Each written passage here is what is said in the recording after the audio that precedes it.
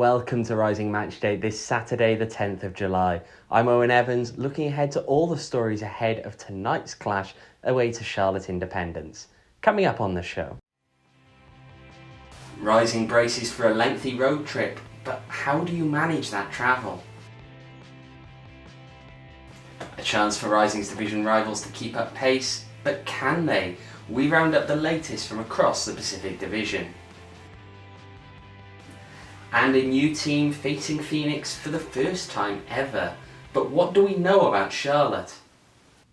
But first, let's look back to last weekend when Rising took on LA Galaxy 2. A stormy night at Wild Horse Pass, dust blowing in initially, which soon turned to rain. Despite playing into the wind for the first 45, Rising actually won the coin toss. It just happened to change direction between the warm-ups and the kickoff.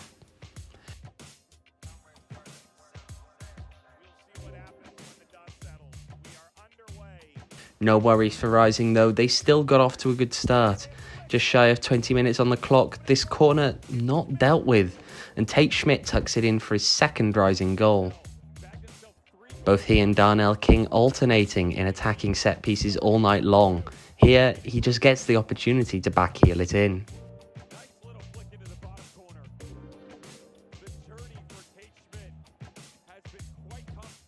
Shortly into the second half, Solomon Asante getting on the end of a cross in, rounds Josh Drack and finishes from a tight angle to double the host's advantage.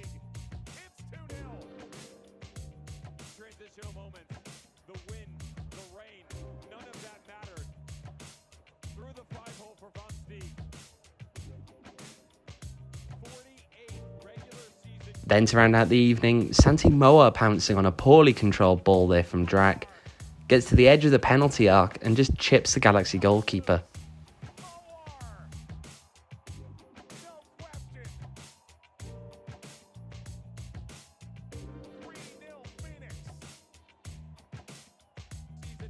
He covers a lot of ground to get that shot off, and when he does, there isn't even a single defender in the frame.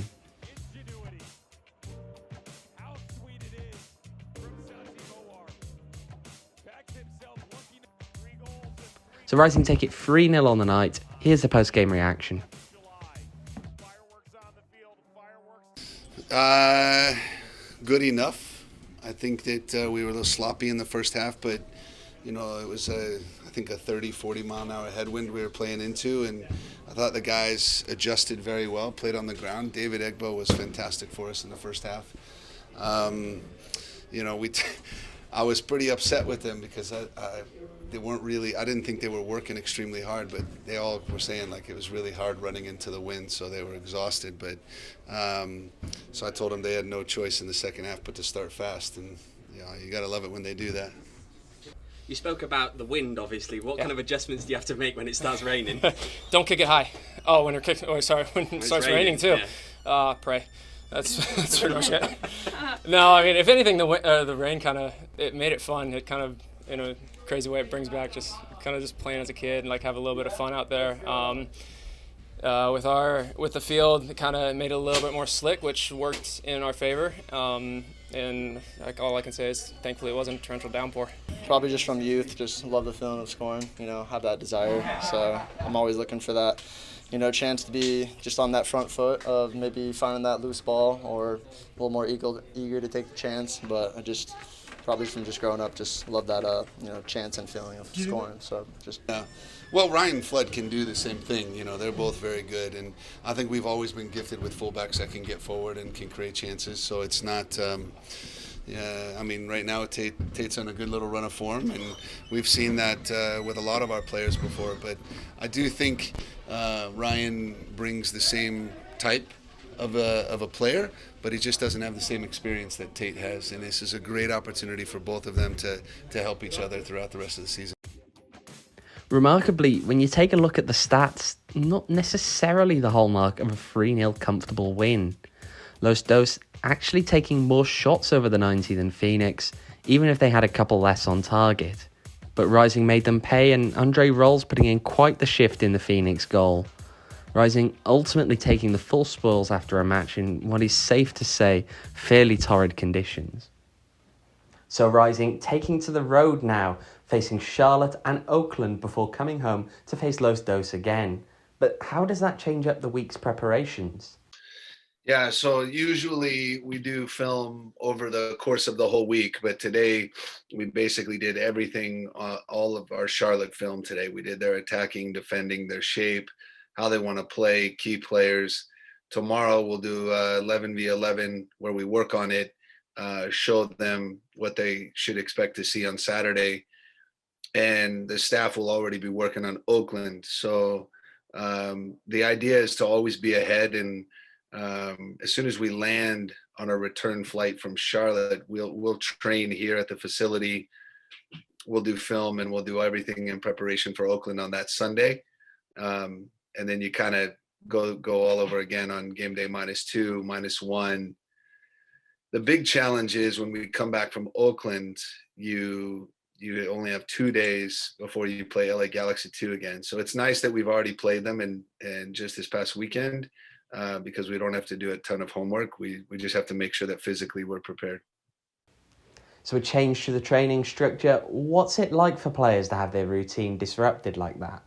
As a veteran pro, I think it's something that I've dealt with before in the past, and it's just something you really have to adapt and be able to go along with. I think we're all ready to go on this long week and collect 9 points. I think everybody just has to be ready when their name is called. You never know what could happen, So we're all prepared for it.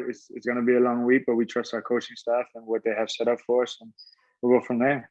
Well, before we get on to the specifics about today's game, let's take a peek around the rest of the Pacific Division. We'll start at Torero Stadium, where San Diego Loyal hosted Sac Republic live on a national broadcast. After a goalless first half, Miguel Ibarra's cross finding the head of Corey Herzog in the middle, that one giving San Diego a 1-0 lead.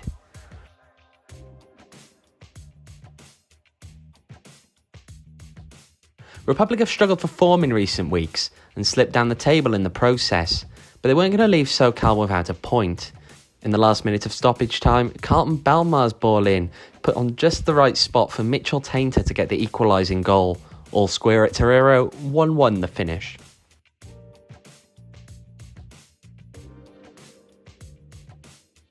Also on Saturday, Cashman Field playing host to Tacoma Defiance in Las Vegas. Not even 5 minutes in, a poor giveaway at the back. Roberto Molina with the block, Danny Masovsky with the finish. That would prove to be the only goal in this one. It finished 1-0 to Lights. A couple of midweek fixtures too, but neither resulting in any goals. Orange County being held to a scoreless draw at home to Tacoma Defiance. And similar scenes at Heart Health Park, with Oakland Roots picking up a point at Sacramento. So both Orange County and San Diego unable to prevent the gap from increasing to 4 points at the top, after draws against Tacoma and Sacramento respectively. Tacoma's point brings them level with Los Dos for the final playoff spot. Although Defiance has the weaker goal difference, they also have 2 games in hand. A win for Lights lifts them up over Sacramento, who fall into 7th. Oakland Roots still trapped at the bottom of the table. No shortage of Pacific Division clashes tonight. Oakland hosting Vegas at 7, Sac Republic hosting OC at 8, both of those on ESPN+. Tomorrow, LA Galaxy 2 hosting Tacoma Defiance in a 5 p.m. kickoff. So looking to Rising's clash tonight, what are we expecting to see out of their opposition? Very, very good team, very organized. 3-4-2-1, 3-4-3. Dane Kelly's up front. He likes to score a lot of goals against me. They've got Martinez comes off the bench. Palomino's a right wing that's very, very dangerous. Christian Dean is a former MLS player, is playing left center back. And both of their fullbacks or wingbacks are very aggressive, similar to Tampa in the style of play. We're playing in their new stadium, it's an older stadium that's been renovated. So it should be really exciting in downtown Charlotte. And it's turf, which we're not excited about, but it's part of it. Should be a good surface, good environment. There's one thing I know about Coach Jeffries is he's consistent. He does things the same all the time, and there's a lot to be said about that. I believe that simplicity is genius, and he knows exactly what he wants from his team. They try to build out of the back, but if you press them, they're willing to go long because Dane Kelly can really fly. So, going to be a huge challenge for us, but I think that we'll be ready.